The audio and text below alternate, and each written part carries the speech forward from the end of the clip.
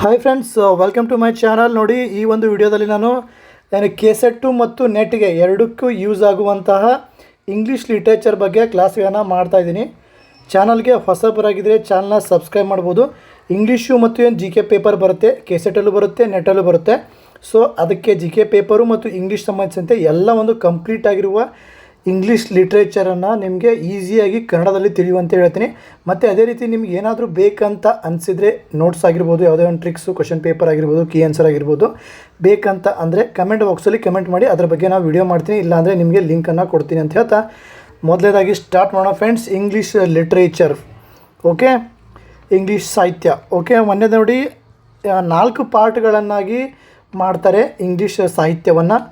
So ಕೆಲವೊಬ್ಬರು 7-8 ಪಾರ್ಟ್ಸ್ಗಳನ್ನು ಕೂಡ ಮಾಡಿದ್ದಾರೆ, 4-5 ಪಾರ್ಟ್ಸ್ಗಳನ್ನು ಕೂಡ ಮಾಡಿದ್ದಾರೆ, 3 ಪಾರ್ಟ್ಸ್ಗಳನ್ನು ಕೂಡ ಮಾಡಿದ್ದಾರೆ. ಬಟ್ ಯಾವುದೇ ಒಂದು ಪಾರ್ಟ್ಸ್ ಮಾಡಿದ್ರೂ ಕಾಮನ್ ಆಗಿ old English, middle English, modern English ಅಂತ ಇರುತ್ತೆ. ಬಟ್ ಇದರಲ್ಲಿ ಕೂಡ ನಾನು 4 ಮಾಡಿದ್ದೀನಿ. ಸೊ ನೋಡಿ ಯಾವ ರೀತಿ ಅಂತ ನೋಡೋಣ.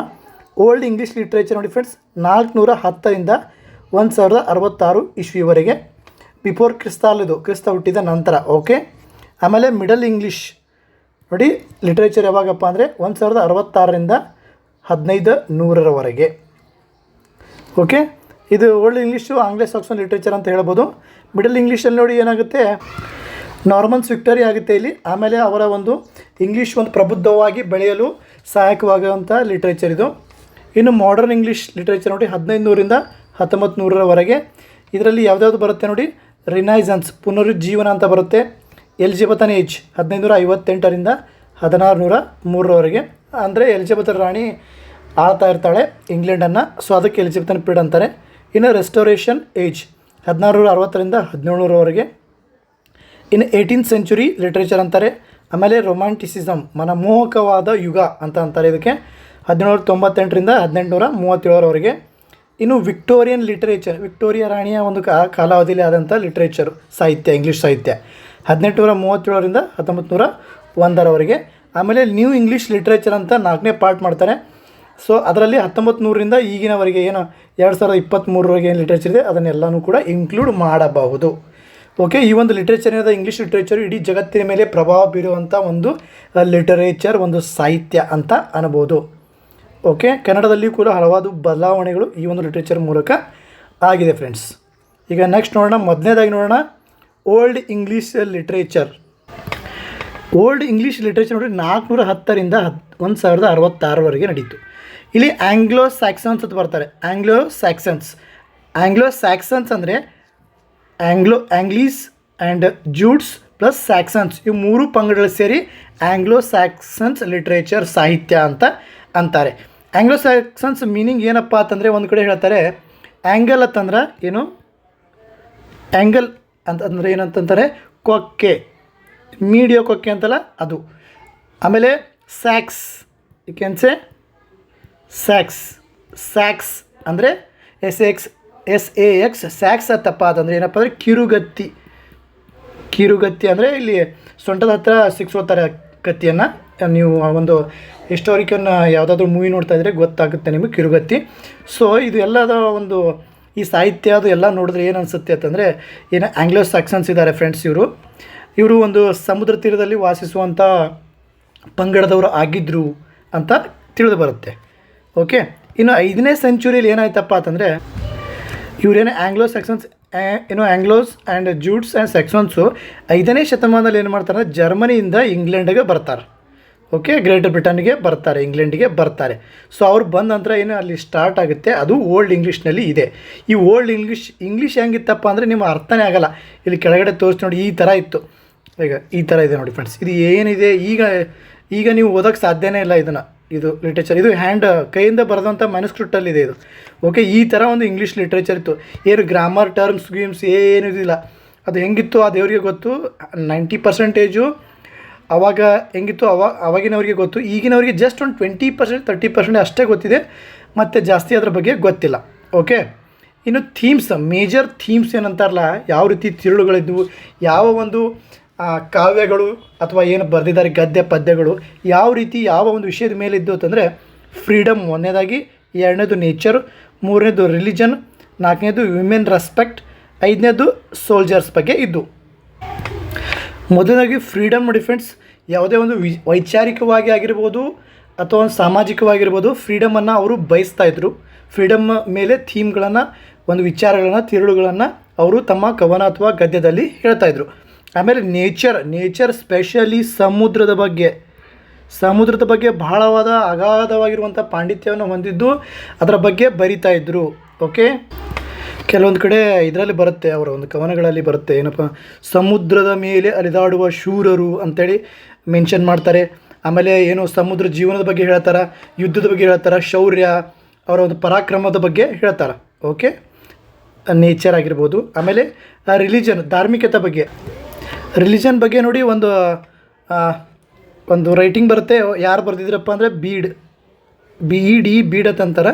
ಇವೊಂದು ಹಿಸ್ಟರಿಯಾ ಎಕಲಿಸಿಯಾಸ್ಟಿಕ್ ಅಂತೇಳಿ ಒಂದು ರೈಟಿಂಗ್ ಬರುತ್ತೆ, ಕವನ ಬರುತ್ತೆ. ಸೊ ಅದನ್ನೇನಂತಾರೆ, ಇಂಗ್ಲೀಷ್ ಜನಾಂಗದ ಚರಿತ್ರೆ ಅಂತ ಅಂತಾರೆ ಅದಕ್ಕೆ. ಓಕೆ, ರಿಲಿಜನ್ ಇಲ್ಲಿ ಕೆಳಗಡೆ ಎಲ್ಲ ಎಕ್ಸ್ಪ್ಲೇನ್ ಮಾಡಿದ್ದೀನಿ, ನಿಮಗೆ ತೋರಿಸ್ತೀನಿ. ಇಲ್ಲಿದೆ ನೋಡಿ, ecclesiastical history of the English people. So okay, ಇದು ಇದೆ, ಇದ್ರ ಬಗ್ಗೆ ರಿಲಿಜನ್ ಬಗ್ಗೆನೇ ಇದು. ಹ್ಯೂಮನ್ ರೆಸ್ಪೆಕ್ಟ್, ಏನು ಈಕ್ವಾಲಿಟಿ ಆಗಿರ್ಬೋದು.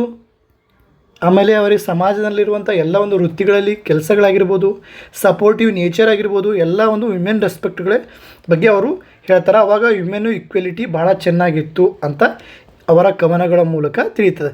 ಇನ್ನು ಸೋಲ್ಜರ್ಸ್ ಬಗ್ಗೆ ಅಂತೂ ಬಹಳ ವಿಪರೀತವಾಗಿ ಅವರನ್ನು ವರ್ಣಿಸಲಾಗಿದೆ, ಬಹಳ ಒಂದು ಅವರನ್ನು ಎತ್ತಿ ಹಿಡಿಯಲಾಗಿದೆ ಇದರಲ್ಲಿ. ಸೋಲ್ಜರ್ಸ್ ಅಂದ್ರೆ ಅವ್ರು ಏನು ರಕ್ಷಕರು ಅಷ್ಟೇ ಅಲ್ಲ, ನಾವು ಯಾರೇ ಹುಟ್ಟಿದ್ರು ಒಂದು ಸೋಲ್ಜರ್ಸ್ ಆಗಬೇಕು.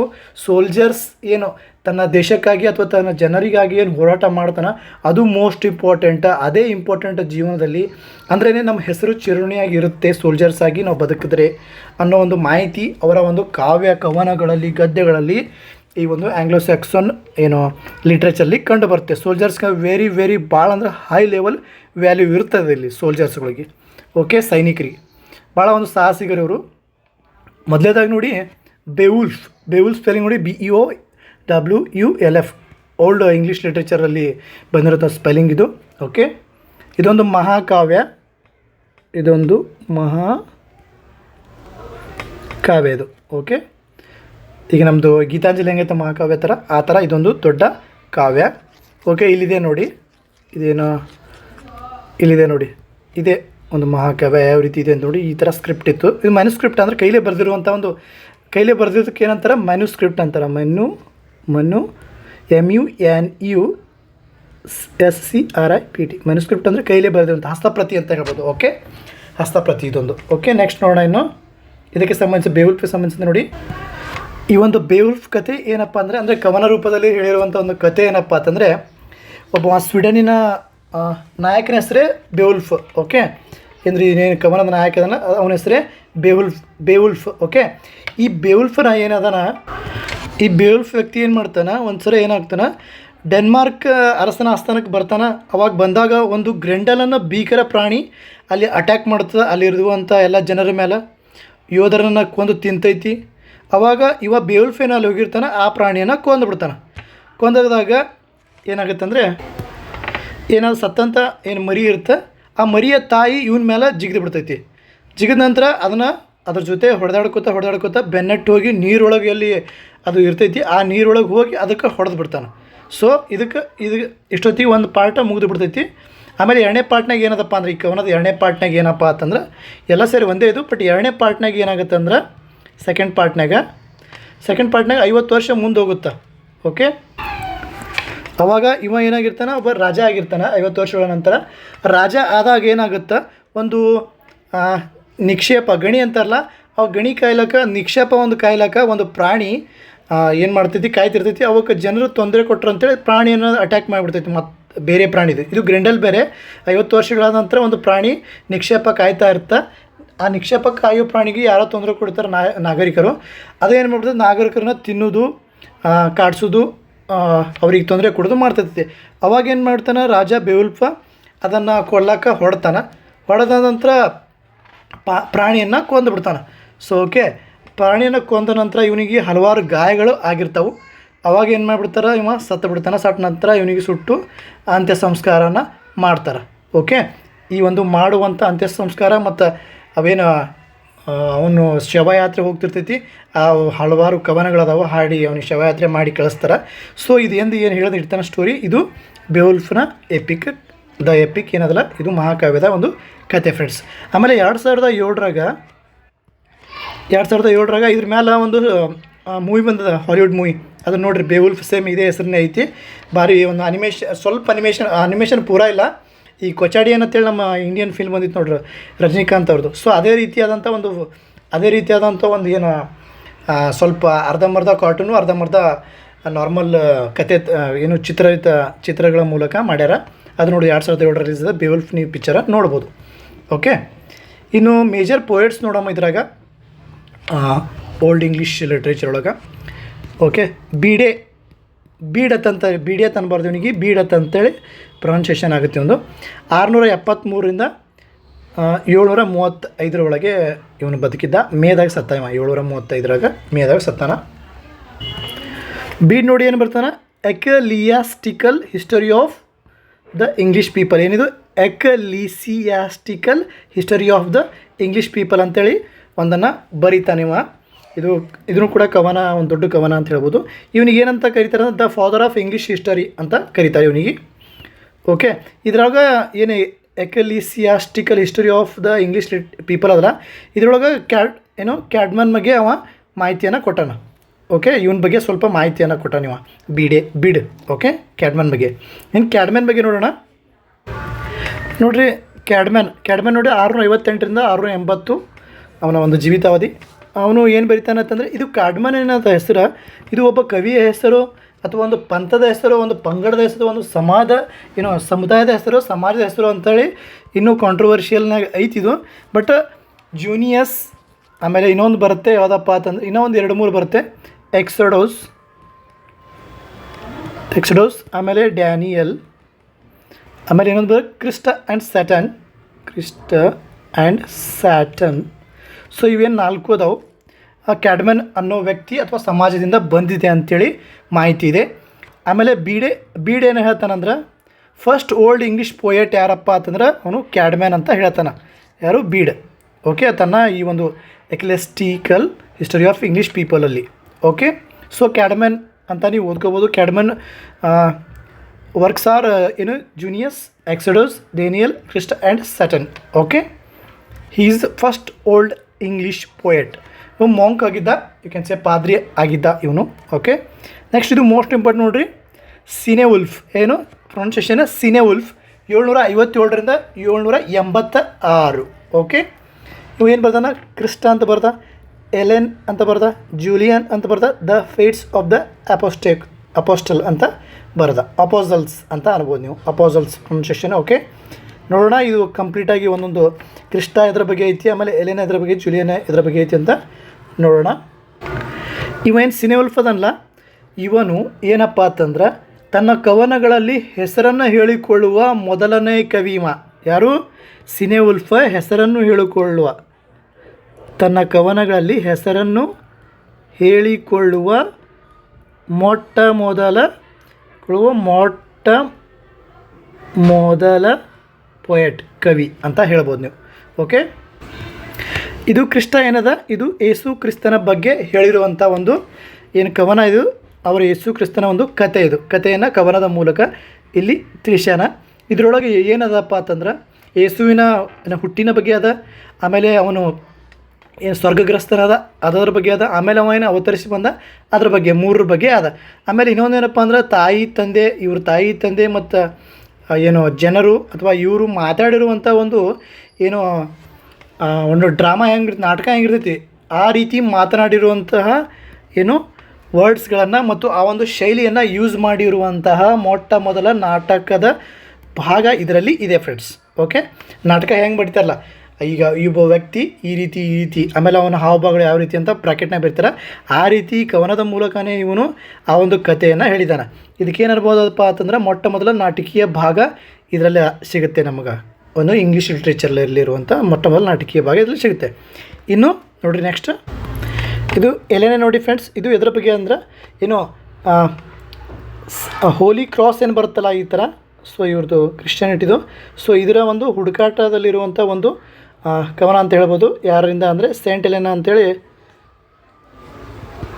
ಒಂದು ಪಾತ್ರದ ಮೂಲಕ ಈ ಒಂದು ಕ್ರಾಸನ್ನು ಹುಡುಕಾಡುವಂಥ ಒಂದು ಕವನ ಇದು.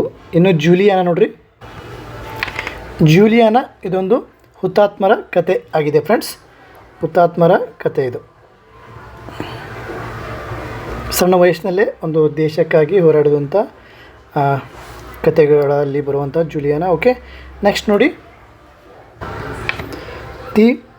The ಫೇಟ್ಸ್ of apostles. ಇದೂ ಏನದಂದ್ರೆ 12 ಜನ ಹುತಾತ್ಮರ ಕಥೆಯಾಗಿದೆ. ಓಕೆ, ನೆಕ್ಸ್ಟ್ ನೋಡೋಣ. ಇನ್ನೊಂದು ಬರ್ತೈತಿ, ಒಂದು 5ನೇದು ಏನಪ್ಪ ಅಂದ್ರೆ the dream of the rude. ಇದು ಇವನೇ ಬರ್ದಾನೋ ಅಂತೇಳಿ 50-50 ಐತಿ ಕನ್ಫರ್ಮೇಷನ್. ಓಕೆ, ಸೊ ಆದರೂ ಹೇಳ್ತೀನಿ ಇದ್ರ ಬಗ್ಗೆ. The dream of the rude ಇದು ಮೊಟ್ಟ ಮೊದಲನೇದಾಗಿ ಕನಸನ್ನು ಚಿತ್ರಿಸುವಂತಹ ಒಂದು ಕವನ. ಓಕೆ, ಇಂಗ್ಲೀಷ್ ಲಿಟ್ರೇಚರಲ್ಲಿ ಫಸ್ಟಿಗೆ ಕನಸದ ಬಗ್ಗೆ ಹೇಳಿರುವಂಥ ಒಂದು ಕವನ ಇದಾಗಿದೆ. ನೆಕ್ಸ್ಟ್ ನೋಡೋಣ. ಇನ್ನು ಕೇಳ್ತಾನೆ ಇದನ್ನು ಪಾಸಾರಿ ಸಿನಿವರ್ಫನ್ ಬಗ್ಗೆ ಕ್ವಶನ್ಗಳು ಭಾಳ ಬಂದಿವೆ ಫ್ರೆಂಡ್ಸ್. ಓಕೆ, ನೆಕ್ಸ್ಟ್ ಬರ್ತಾರೆ king Alfred the great. Okay, king Alfred ಏನದಾನ ಅವನು ಕೂಡ ಒಂದು ಸಾಹಿತ್ಯ ಆಸಕ್ತಿಯನ್ನು ಹೊಂದಿರುವಂಥ ಒಬ್ಬ ರಾಜನಾಗಿದ್ದ. 849 ಬರ್ತಾನೆ, 901 ಅವನು ಸಾಯ್ತಾನ. ಸುಮಾರು ನಡುವೆ ಐ ಥಿಂಕ್ 8 ಸಮಥಿಂಗ್ ಒಳಗೆ 878 ಐ ಥಿಂಕ್ ಇರ್ಬೋದು. ಇವು 20ರಿಂದ 22 ವರ್ಷಗಳ ಆಳ್ವಿಕೆಯನ್ನು ಮಾಡ್ತಾನೆ. ಸೊ ಆಳ್ವಿಕೆಯಲ್ಲಿ ನೋಡಿ ಸಿಲ್ವರ್ ಕಾಯಿನ್ ಅವಾಗೆ ತಂದಾನ ಆಲ್ಫ್ರೆಡ್ ಮೂರ್ತಿ ಇದ್ರೊಳಗೆ ಐತೆ ನೋಡ್ರಿ, ಸಿಲ್ವರ್ ಕಾಯಿನ್ ಅವಾಗೆ ತಂದಾನ. ಇದನ್ನು ಕೂಡ ಹೆಲ್ಪ್ ಆಗುತ್ತೆ ನಿಮ್ಮ ಸಿಲ್ವರ್ ಕಾಯಿನ್ ಇಂಟ್ರೊಡ್ಯೂಸ್ ಆಗಿದ್ದು. ಆಮೇಲೆ ಇನ್ನೊಂದು ಬರ್ತೈತಿ, ಇವ ಏನು ಮಾಡ್ತಾನಂದ್ರೆ ಆಂಗ್ಲೋ ಸ್ಯಾಕ್ಸೋನ್ ಕ್ರಾನಿಕಲ್ ಅಂತ ತೆಗಿತಾನೆ. ಒಂಥರ ಏನಪ್ಪ ಅಂದ್ರೆ ಇದು ಏನಪ್ಪ ಪತ್ರಿಕೆ ಥರ ಇವ ಚಾಲೂ ಮಾಡ್ತಾನೆ. ಎಲ್ಲ ಒಂದು ಸಾಹಿತ್ಯ ಆಸಕ್ತರು ಏನಂದ್ರೆ ಅವರಿಗೆ ಆಂಗ್ಲೋ ಸ್ಯಾಕ್ಸನ್ ಕ್ರಾನಿಕಲ್ ಅಂತ ತೆಗಿತಾನೆ. ಓಕೆ, ಪತ್ರಿಕೆಯಲ್ಲಿದೆ ನೋಡಿ, ಇದೆ ಆಂಗ್ಲೋ ಸ್ಯಾಕ್ಸೋನ್ ಕ್ರಾನಿಕಲ್ ಇಲ್ಲಿದೆ ನೋಡಿರಿ. ಓಕೆ, ಈ ರೀತಿಯಾಗಿದೆ ನೋಡಿ, ಇಂಗ್ಲೀಷ್ ಭಾಷೆನೇ ಅಂತ ಅರ್ಥ ಆಗಲ್ಲ. ಇನ್ನು ನೆಕ್ಸ್ಟ್ ಅದ್ರ ಬಗ್ಗೆ ನೋಡೋಣ, ಕ್ರಾನಿಕಲ್ ಬಗ್ಗೆ. ಸಾರಿ, ಒಂದು ಕರೆಕ್ಷನ್ ಏನಪ್ಪ ಅಂದ್ರೆ ಪತ್ರಿಕೆ ಎಲ್ಲ ವೃತ್ತಾಂತ ಅಂತ ಬರುತ್ತಾ, ಪತ್ರಿಕೆ ಎಲ್ಲ ವೃತ್ತಾಂತ ಅಂತ ಓದ್ಕೊಡಿ. ಆ ವೃತ್ತಾಂತದಾಗ 2 ಒಂದು ಕವನಗಳು ಬರ್ತಾವೆ. ಏನಪ್ಪ ಅಂದ್ರೆ ದ ಬ್ಯಾಟಲ್ ಆಫ್ ಬ್ರುನನ್ಬರ್ಗ್ 1937 ಒಳಗಿದ್ದು 937 ಒಳಗೆ. ಓಕೆ, ಸಾರಿ 937 ಒಳಗೆ. ಆಮೇಲೆ ದ ಬ್ಯಾಟಲ್ ಆಫ್ ಮಾಲ್ಡನ್ ಅಂತ ಒಂದು ಬರ್ತದೆ 991 ಒಳಗೆ. ಸೊ 2 ಕವನಗಳು ಆದರೆ ಈ ಆಂಗ್ಲೋ ಸ್ಯಾಕ್ಸನ್ ಕ್ರಾನಿಕಲ್ ಒಳಗೆ ಸಿಗ್ತಾವೆ. ಇದೇನು ಬ್ಯಾಟಲ್ ಆಫ್ ಬ್ರುನನ್ಬರ್ಗ್ ಅದಲ್ಲ, ಇದರೊಳಗೆ ಏನಪ್ಪ ಅಂತಂದ್ರೆ ಒಂದು ಯುದ್ಧದ ಬಗ್ಗೆ ಹೇಳ್ತಾರೆ ಇದ್ರಾಗ. ಓಕೆ, ಯುದ್ಧದ ಬಗ್ಗೆ ಹೇಳ್ತಾರೆ. ಎಲ್ಲಪ್ಪ ಯಾರ್ಯಾರಪ್ಪ ಅಂದ್ರೆ ಸ್ಕ್ಯಾಂಡಿನೇವಿಯಾದ ಬಲಾಫ್ ಮತ್ತು ಸ್ಕಾಟರ ಒಂದು ಕಿಂಗ್ ಕಾನ್ಸ್ಟಂಟೈನ್ ಮತ್ತು ಸ್ಟ್ರಾತ್ ಕ್ಲೈಡ್ರ ಬ್ರಿಟಿಷ್ ಮಿಕ್ಸ್ ಸೈನ್ಯ ಇರ್ತದೆ, ಅದನ್ನು ಸೋಲಿಸೋದ್ರ ಬಗ್ಗೆ ಹಾಡಿ ಹೋಗ್ಲತ್ತೈತಿದು. ಇನ್ನು ದ ಬ್ಯಾಟಲ್ ಆಫ್ ಮಾಲ್ಡೋನ್ ನೋಡ್ರಿ, ದ ಬ್ಯಾಟಲ್ ಆಫ್ ಮಾಲ್ಡೋನ್ ಯಾರ ಬಗ್ಗೆ ಹೇಳ್ತಂದ್ರೆ ಇಂಗ್ಲೀಷರ ವರ್ಸಸ್ ಡೇನರ್ ಬಗ್ಗೆ ಹೇಳ್ತೈತಿದು. ಓಕೆ, ಇನ್ನು ನೋಡಿ ಸ್ಕಾಪ್ಸ್ ಅಂತ ಬರ್ತಾರೆ. ಸ್ಕಾಪ್ಸ್ ಅಂದರೆ ಗಮಕಿ. ಓಕೆ, ಏನು ಮಾಡ್ತೀರಪ್ಪ ಅಂದರೆ ಇವರು ಆಸ್ಥಾನದಿಂದ ಮತ್ತೊಂದು ಆಸ್ಥಾನಕ್ಕೆ ರಾಜರಲ್ಲಿ ಹೋಗ್ತಾಯಿದ್ರು. ಇವ್ರು ಏನು ಮಾಡ್ತಿದ್ರು ಅಂದ್ರೆ ಒಂದು ಆಸ್ಥಾನ ಇರ್ತಾರೆ, ಆ ಆಸ್ಥಾನ ರಾಜದ ಕುಲದ ವಂಶಸ್ಥರ ಏನೇನು ಸಾಹಸಗಳು ಶೂರತನ ಇದೆ, ಅವರ ಒಂದು ಯುದ್ಧಗಳನ್ನು ಅವುಗಳನ್ನು ಬಣ್ಣಿಸಿ ಹೇಳೋದು ಇವರ ಕೆಲಸ. ಓಕೆ, ಎಲ್ಲ ಒಂದು ರೆಕಾರ್ಡ್ಸ್ಗಳನ್ನು ಇಡ್ತಿದ್ರು ಇವರು. ಸುಮಾರು ಗಮಕಿಗಳು ಏನದಾರ, ಸ್ಕಾಪ್ಸ್ಗಳನ್ನ ಏನದಾರ, ಇವರು ಹಲವಾರು ವರ್ಷಗಳು ಅಂದರೆ ಸುಮಾರು 500 ವರ್ಷಗಳ ಹಿಂದಿಂದು ಇವ್ರ ಹತ್ರ ಇರ್ತಿತ್ತು ಎಲ್ಲ. ಫಾರ್ ಎಕ್ಸಾಂಪಲ್ ಈಗ 500ನೇ ವರ್ಷದ ಏನು ಇತಿಹಾಸ ನಡೆದ ಅಂತ ತಿಳ್ಕೊ. 350ರಾಗ ಯಾರಿದ್ರು ಅವ್ರು ಏನು ಮಾಡಿದ್ರು, ಆಮೇಲೆ 201ರಾಗ ಯಾರಿದ್ರು ಏನು ಮಾಡಿದ್ರು, ಎಲ್ಲ ಒಂದು ಮಾಹಿತಿಯನ್ನು ಇವ್ರ ಹತ್ರ ಇರ್ತಿತ್ತು. ಈಗ ನಮ್ಮ ಕಡೆ ಬರ್ತಾರೆ ನೋಡ್ರಿ ಹೇಳೋರು ಅಂತೇಳಿ, ನಮ್ಮ ವಂಶದ ಬಗ್ಗೆ ಎಲ್ಲ ಹೇಳ್ತಾರೆ ನೋಡು, ಆ ರೀತಿ ಅಂತ ಅನ್ಕೋಬೋದು. ಅಥವಾ ಆಸ್ಥಾನ ಕವಿನೂ ಅಂತ ಅನ್ಬೋದು. ಬಟ್ ಒಂದೇ ಆಸ್ಥಾನದಾಗ ಇರ್ತಿದ್ದಿಲ್ಲ, ಒಳ್ಳೆಯ ಒಬ್ಬ ರಾಜ ಸಿಕ್ಕಿ ಅಂದ್ರೆ ಅಲ್ಲಿ ಇರ್ತಿದ್ರು. ಮತ್ತು ರಾಜರು ಸರಿಯಾಗಿ ನೋಡ್ಕೊಳ್ಳಿಲ್ಲ ಅಂದರೆ ಬೇರೆ ಆಸ್ಥಾನಕ್ಕೆ ಹೋಗ್ಬಿಡ್ತಿದ್ರು. ಇದು ಇವ್ರ ಸ್ಟೈಲ್. ಆಸ್ಥಾನ ಕವಿ ಅನ್ನಬೋದು, ಸೆಮಿ ಆಸ್ಥಾನ ಕವಿ ಅಂತ ಅನ್ನಬೋದು. ಓಕೆ, ನೆಕ್ಸ್ಟ್ ನೋಡ್ರಿ. ಇನ್ನು ಆ ರೀತಿಯಾದಂಥ ಒಂದು ಆಸ್ಥಾನ ಕವಿಗಳು ಅಥವಾ ಗಮಕಿಗಳು ಸ್ಕಾಪ್ಸ್ಗಳು ಇರ್ತಿದ್ರು. ಅದ್ರಾಗ ಒಬ್ಬನ ಹೆಸರು ಏನಿತ್ತು, ಗ್ಲೀಮನ್ ಅಂತ ಇತ್ತು. ಇದೊಂದು ಸಿಗುತ್ತೆ ನಮಗೆ, ಗ್ಲೀಮನ್ ಅಂತ ಸಿಗ್ತೈತಿ. ಆಮೇಲೆ ಇದು ವಿಡ್ಸಿತ್ ಏನದಲ್ಲ, ಇದು ಏನದು ಒಬ್ಬ ಗಮಕಿ ಅಂದರೆ ಸ್ಕಾಪ್ಸ್ ಇದ್ದ, ಅವನ ಮೇಲೆ ಬರೆದಿರುವಂಥ ಒಂದು ಕವನದ ಹೆಸರಿದು ವಿಡ್ಸಿತ್. ಗ್ಲೀಮನ್ ಮೇಲೆ ಅಂತಲ್ಲ, ಟೋಟಲಾಗಿ ಏನು ಹಾಡು ಆಡ್ತಿದ್ರಲ್ಲ ಇವರು ಸ್ಕಾಪ್ಸ್ಗಳು,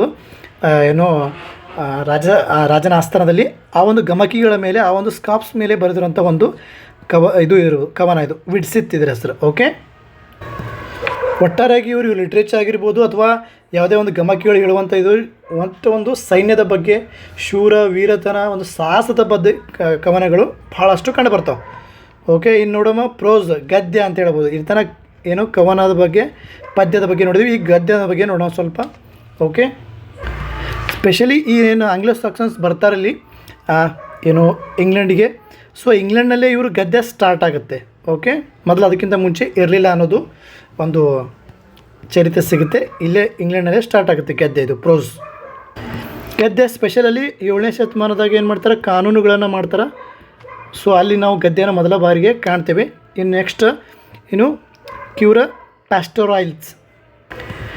ಇಲ್ಲಿ ಒಬ್ಬ ಆಲ್ರೆಡಿ ಹೇಳಿದ್ದೇನೆ ಆಲ್ಫ್ರೆಡ್ ಅಂತೇಳಿ ಒಬ್ಬ ಕಿಂಗ್ ಇದ್ದರು. ಸೊ ಅದ್ರ ಬಗ್ಗೆ ನೋಡೋಣ. ಇಲ್ಲಿ ನೋಡಿ ಕಿಂಗ್ ಹೋಯ್ತೀನಿ. ಓಕೆ, ಆಲ್ಫ್ರೆಡ್ ಅಂತೇನು ಕಿಂಗ್ ಇದ್ದರು. ಈ ಒಂದು ಆಲ್ಫ್ರೆಡ್ ಕಿಂಗ್ ದ ಗ್ರೇಟ್ ಏನಿದ್ರು, ಇವರು ಏನು ಮಾಡಿದ್ರಪ್ಪ ಅಂದ್ರೆ ಇನ್ನೇನು ಹೇಳಿದ್ರೆ ಕ್ಯೂರ್ ಪ್ಯಾಸ್ಟೋರಾಲಿಸ್ ಅನ್ನೋವಂಥ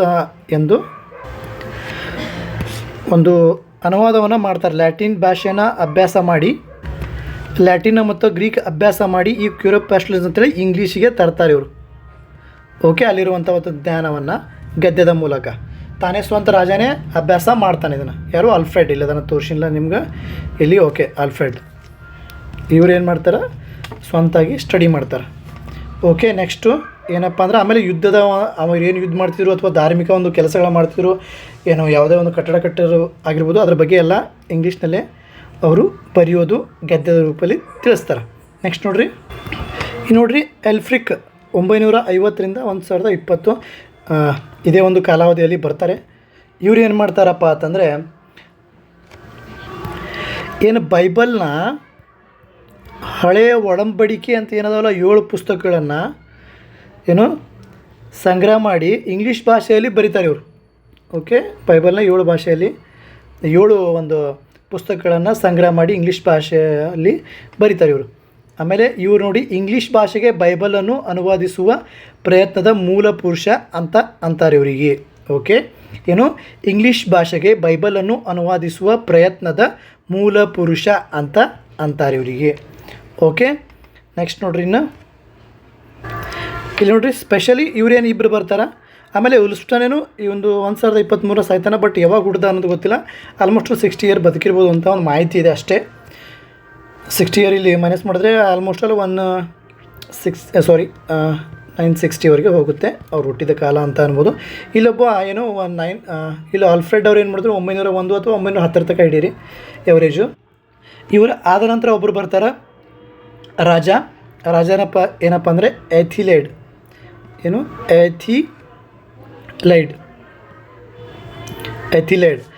ಅಂದ್ಬಿಡ್ತಾರೆ. ಆಲ್ಮೋಸ್ಟ್ ಆಲ್ 950ರಿಂದ 1020 ಇವ್ರು ಬದುಕಿರ್ತಾರೆ.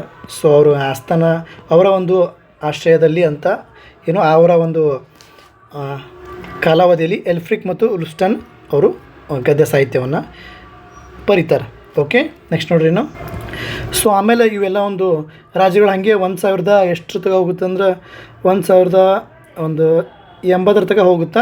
ಬಟ್ ಇಲ್ಲಿ ಮೇಜರ್ ಒಂದು ಟರ್ನ್ ಏನಾಗುತ್ತಪ್ಪ ಅಂದರೆ ಈ ಸಾಹಿತ್ಯ ಅದೇ ರೀತಿ ಹೋಗುತ್ತೆ. ಸ್ವಲ್ಪ ಆಂಗ್ಲ ಸಾಕ್ಸನ್ಸ್ ಓದಿರ್ತಾರೆ. ಸ್ಪೆಷಲಿ 1066 ಆಂಗ್ಲ ಸಾಕ್ಸನರ ಒಂದು ಮೇಜರ್ ಪೀರಿಯಡ್ ಒಂದು ಸ್ವರ್ಣಯುಗ ಏನಂತೀವಿ ಅದು ಮುಗಿದೋಗುತ್ತೆ. ಯಾಕಪ್ಪ ಅಂದರೆ 1066 ಏನಪ್ಪ ಅಂದರೆ ಬಹುಮುಖ್ಯವಾದ ಒಂದು ವರ್ಷ ಇದು.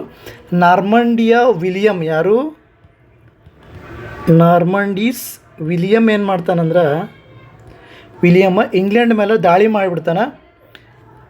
ದಾಳಿ ಮಾಡಿದಾಗ ಅಲ್ಲಿ ಯಾರಪ್ಪ ಇರ್ತಾರೆ ಅಂದರೆ ಸ್ಯಾಕ್ಸನರ ದೊರೆ ಯಾರಪ್ಪ ಅಂದ್ರೆ ಹೆರಾಲ್ಡ್ ಇರ್ತಾನೆ. Okay, Harold versus William versus Saxons Harold ಇರ್ತಾನೆ ಅಲ್ಲಿ. ಈ ಕದನಕ್ಕೆ ಹೆಸರು ಏನಪ್ಪ ಅಂದರೆ ಹೆಸ್ಟಿಂಗ್ಸ್ ಕದನ ಅಂತಾರೆ. ಓಕೆ, ಹೆಸ್ಟಿಂಗ್ಸ್ ಕದನದಾಗ ಏನು ಮಾಡಿಬಿಡ್ತಾನೆ, ಸೋಲಿಸ್ಬಿಡ್ತಾನೆ ಇವ್ರಿಗೆ ಹೆರಾಲ್ಡ್ಗೆ, ನಾರ್ಮಂಡಿಯ ವಿಲಿಯಮ್. ಆಮೇಲೆ ವಿಲಿಯಮ್ನ ಆಡಳಿತ ಸ್ಟಾರ್ಟ್ ಆಗುತ್ತೆ ಇಲ್ಲಿ. ಅವಾಗ ಸ್ಟಾರ್ಟ್ ಆಗುತ್ತೆ ಇಂಗ್ಲೀಷ್ ಲಿಟ್ರೇಚರ್. ಇಂಗ್ಲೀಷ್ ಲಿಟ್ರೇಚರ್ನ ಏನು ಸ್ಟಾರ್ಟ್ ಆಗುತ್ತೆ ಅಂದ್ರೆ ಮಿಡಲ್ ಇಂಗ್ಲೀಷ್ ಲಿಟ್ರೇಚರ್ ಚಾಲು ಆಗುತ್ತೆ ಇಲ್ಲಿ. ಓಕೆ, ಮಿಡಲ್ ಇಂಗ್ಲೀಷ್ ಲಿಟ್ರೇಚರ್ ಇಲ್ಲಲ್ಲಿ ಭಾಳ ಅಂದ್ರೆ ಭಾಳ ಬದಲಾವಣೆ ಆಗ್ತಾವೆ. ಇಲ್ಲಿ ಈ ಒಂದು ಯುದ್ಧದಿಂದ, ಈ ಒಂದು ರಾಜನಿಂದ ಅಥವಾ ಈ ಒಂದು ಯುಗದಿಂದ ಭಾಳ ಬದಲಾವಣೆ ಆಗ್ತವೆ. ಅದನ್ನು ಮುಂದಿನ ಕ್ಲಾಸ್ನಲ್ಲಿ ನಾನು ಹೇಳ್ತೀನಿ. ಅದಾನಂತರ ಏನು ಪೀರಿಯಡ್ಸ್ಗಳು, ಆಮೇಲೆ ಮೋಸ್ಟ್ ಇಂಪಾರ್ಟೆಂಟ್ ಕ್ವಶನ್ಸು, ಅತಿ ಹೆಚ್ಚು ಬಾರಿ ಕೇಳಿರುವಂಥ ಕ್ವಶನ್ಸು, ಆಮೇಲೆ ಮಾಡೆಲ್ ಕ್ವಶನ್ ಪೇಪರ್ ಕೀ ಆನ್ಸರ್ಸ್ಗಳು ಏನು ಎಲ್ಲ ಒಂದು ಇಂಗ್ಲೀಷ್ ಸಾಹಿತ್ಯಕ್ಕೆ ಸಂಬಂಧಿಸಿದಂತೆ ನೆಟ್ಟು ಇದಕ್ಕೆ ಇನ್ಕ್ಲೂಡ್ ಆಗುತ್ತೆ ಪ್ಲಸ್ ಕೆಸೆಟ್ಟು. ನೆಟ್ಟು ಯಾವಾಗಿದೆ? ನವಂಬರಲ್ಲಿದೆ ಎಕ್ಸಾಮು ಕೆಸೆಟ್ದು. ಓಕೆ, ನೆಟ್ದು ಡಿಸೆಂಬರ್ನಾಗ ಅದ ಎಕ್ಸಾಮ್. ಸೊ ಎರಡೂ ಸಿಲೆಬಸ್ ಸೇಮ್ ಅದ. ಸೊ ಇದ್ರ ಬಗ್ಗೆ ಎರಡು ಎಕ್ಸ್ಪ್ಲೇನ್ ಮಾಡ್ತೀನಿ ಈ ಒಂದು ವಿಡಿಯೋ. ನೆಕ್ಸ್ಟ್ ಸೀರೀಸ್ ಸ್ಟಾರ್ಟ್ ಆಗುತ್ತೆ. ಈಗ ಸ್ಟಾರ್ಟ್ ಆಗಿದೆ. ಇನ್ನು 50ರಿಂದ 100 ವೀಡಿಯೋಸ್ಗಳನ್ನು ನಾನು ಮಾಡ್ತೀನಿ. ಆಮೇಲೆ ಅದೇ ರೀತಿ GK ಪೇಪರ್ ಏನದಲ್ಲ ಅದನ್ನು ಕೂಡ ಈಗ ಒಂದು ಕ್ವಶನ್ ಪೇಪರ್ ಸಾಲ್ವ್ ಹಾಕಿದ್ದೀನಿ. ಕಂಪಲ್ಸರಿಯಾಗಿ ಇಷ್ಟು GKಗೆ ಸಂಬಂಧಿಸಿದಂತೆ ಕೂಡ ಒಂದು 50 ವೀಡಿಯೋಸ್ಗಳನ್ನು ಹಾಕ್ತೀನಿ. ಕ್ವಶನ್ ಪೇಪರ್ ಸಾಲ್ವ್ ಆಗಿರ್ಬೋದು. ಕ್ವಶನ್ ಪೇಪರ್ ಸಾಲ್ವ್ ಅಂದರೆ ಹೆಂಗೆ, ನಮ್ಮ ಕಡೆ ಒಂದು ಕ್ವಶನ್ ಕೇಳ್ತಾರೆ, ಆ 4 ಆಪ್ಷನ್ಸ್ ಕೊಟ್ಟಿರ್ತಾರೆ. ಒಂದು ಉತ್ತರ ಹೇಳಿ ಅದನ್ನು ಒಂದೇ ಎಕ್ಸ್ಪ್ಲೇನ್ ಮಾಡೋದಲ್ಲ, 4 ಒಂದು ಏನು ಆಪ್ಷನ್ಸ್ ಇರ್ತವೆ ಅದ್ರ ಬಗ್ಗೆ ಎಲ್ಲ ಒಂದು ಎಕ್ಸ್ಪ್ಲೇನ್ ಕೊಡ್ತೀನಿ ಅಂತ ಹೇಳ್ತಾ, ಮತ್ತೇನಾದರೂ ಮಾಹಿತಿ ಬೇಕಾದ್ರೆ ಚಾನಲ್ನ ಸಬ್ಸ್ಕ್ರೈಬ್ ಮಾಡಿ, ಕಮೆಂಟ್ ಬಾಕ್ಸಲ್ಲಿ ಕಮೆಂಟ್ ಮಾಡಿ, ಅಲ್ಲಿ ಉತ್ತರ ಕೊಡ್ತೀನಿ ಅಥವಾ ವಿಡಿಯೋ ಮೂಲಕ ತಿಳಿಸ್ತೀನಿ ಅಂತ ಹೇಳ್ತಾ, all the best friends. Have a great day friends.